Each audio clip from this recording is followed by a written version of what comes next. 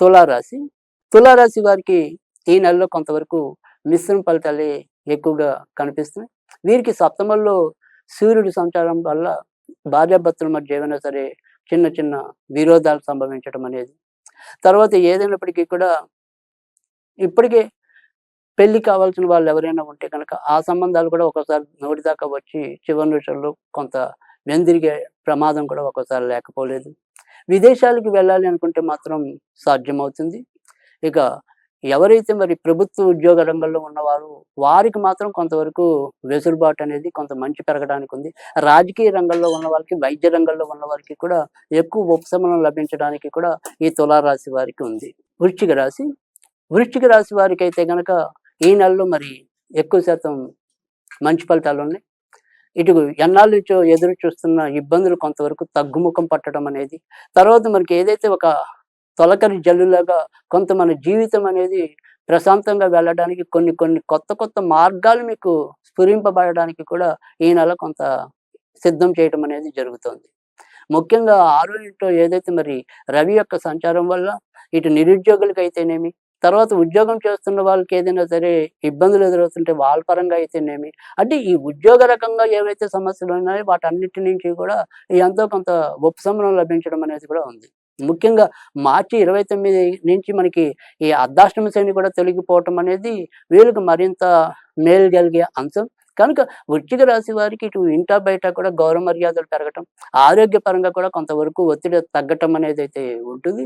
అయితే 60 ఆ పై పడిన వాళ్ళు మాత్రం కొంతవరకు ఈ గుండెకి సంబంధించిన ఆరోగ్య విషయంలో కొంత జాగ్రత్తగా ఉండటం అనేది అవసరం. కానీ ఇంకా మిగతా అందరికీ కూడా ఎంతో కొంత చాలా యోగ్యదాయకమైన ఫలితాలు ఉంటాయని కూడా చెప్పొచ్చు. అలాగే సంతాన పరంగా కూడా వీరు ఆశించినంత మంచి ఫలితాలు వారి పరంగా లేనప్పటికీ కూడా మరీ నిరాశజనకంగా మాత్రం ఫలితాలు ఉండవు. అది కూడా కొంతవరకు మెచ్చదగిన విషయం. ధనుర్రాశి. ధనుర్రాశి వారికైతే గనుక మరి కొంతవరకు ఇబ్బందులనేది ఉంది. ఇప్పటికే అర్ధాష్టమ శని అనేది ఒకటి.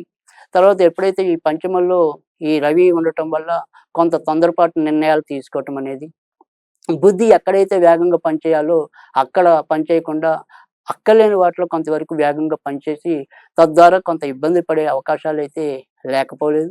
అలాగే సంతాన పరంగా కూడా ఏదో రకమైన ఆదుర్ద, కొంత వ్యాకులత కూడా చుట్టుముట్టే పరిస్థితి కనిపిస్తుంది. ఇక కొత్తగా పెళ్లి కావాలి అనుకునే వాళ్ళకి మాత్రం కొంతవరకు అనుకూలమైన స్థితే ఈ నెలలో ఉంటుందని కూడా చెప్పాల్సి ఉంటుంది. విదేశాలకి వెళ్ళాలి అనుకునే వారికి ఆ ప్రయత్నాలు దగ్గరదాకా వచ్చి ఏదో రకంగా ఆగిపోయే పరిస్థితి కూడా లేకపోలేదు. ఇక నాన్నగారి ఆరోగ్య విషయంలో వీళ్ళు కూడా ఎంతో కొంత జాగ్రత్తగా ఉండవలసిన అవసరం అయితే కనిపిస్తుంది. మకర రాశి. మకర రాశి వారికైతే గనక మరి వీరికి కూడా మిశ్రమ ఫలితాలే ఎక్కువగా కనపడుతున్నాయి. ఏదైతే మరి చతుర్థ స్థానంలో రవి సంచారం అనేది ఉంది. కనుక చతుర్థంలో సూర్యుడు గోచారవశాత్తు మరీ ఎక్కువ శుభ ఫలితాలు ఇవ్వకపోవడం అనేది ఉంటుంది. కనుక ఈ వృత్తి ఉద్యోగాల్లో ఏవైనా సరే నిర్వహణ లోపాలు, తర్వాత అనుకోని నష్టాలు కొంతవరకు ఎదురయ్యే ప్రమాదం అయితే కనిపిస్తుంది. ముఖ్యంగా మరి ఇటు కుజుడు యొక్క నీచ స్థితి, వీటన్నిటి కారణం వల్ల అంటే లాభాధిపతి ప్రస్తుతం నీచ స్థానంలో ఉండటం అనేది, దానివల్ల కూడా రావాల్సిన లాభాలు సకాలంలో అందలేకపోయే పరిస్థితి కూడా ఎదురవ్వడానికి కూడా ఆస్కారం ఎక్కువగా కనిపిస్తోంది.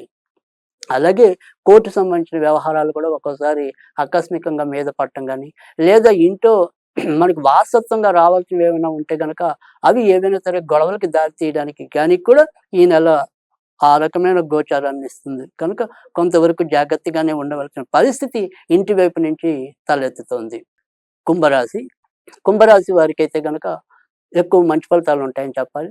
ఎందుకంటే వీరికి 3వ స్థానంలో రవి యొక్క సంచారం కనుక తప్పకుండా వీరు చేసే శక్తి సామర్థ్యాలు పెరగటం అనేది, ఇప్పటిదాకా ఏవైతే వారి వాయిదా పడుతూ వస్తున్న పనులు కొంత పురోభివృద్ధిలోకి వెళ్ళటం, అంటే ఇటు ఏలినాటి ప్రభావం అనేది ఉన్నప్పటికీ కూడా వీరికి ఈ నెలలో దాని యొక్క ప్రభావం పెద్దగా ఉండదు.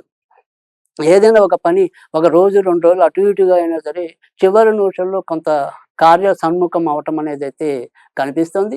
అలాగే నాన్నగారి వైపు నుంచి ఏదైనా సరే సహాయ సహకారాలు లభించడానికి, ప్రోత్సాహం అందించడానికి కూడా అవకాశాలు ఎక్కువగా కనిపిస్తున్నాయి. ఇక భార్యాభర్తల మధ్య కూడా మైత్రి గతంలో కంటే కూడా వృద్ధి చెందటం అనేది, అలాగే ఇప్పటికీ ఎవరైనా సరే భాగస్వాముల్లో ఎవరైనా కొంత అనారోగ్య రీత్యా బాధపడుతున్నట్టయితే వారికి కూడా తాత్కాలికంగా ఈ నెలలో ఎంతో కొంత ఉపశమనం లభించడం అనేది కూడా జరుగుతుంది.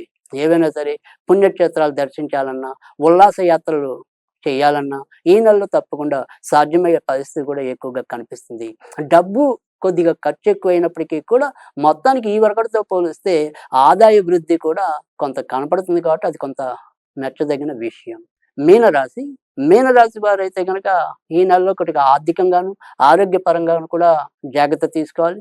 ఇప్పటికే మరి శని రాశిలోకి ప్రవేశించడం వల్ల శారీరకంగా కొంత శ్రమ పెరగటం అనేది, అలాగే చిన్న చిన్న పనులు చేసినా కూడా ఒక రకమైన నిస్త్రాణ, హైరాణ అయ్యే పరిస్థితి కూడా ఎక్కువగా కనిపిస్తుంది.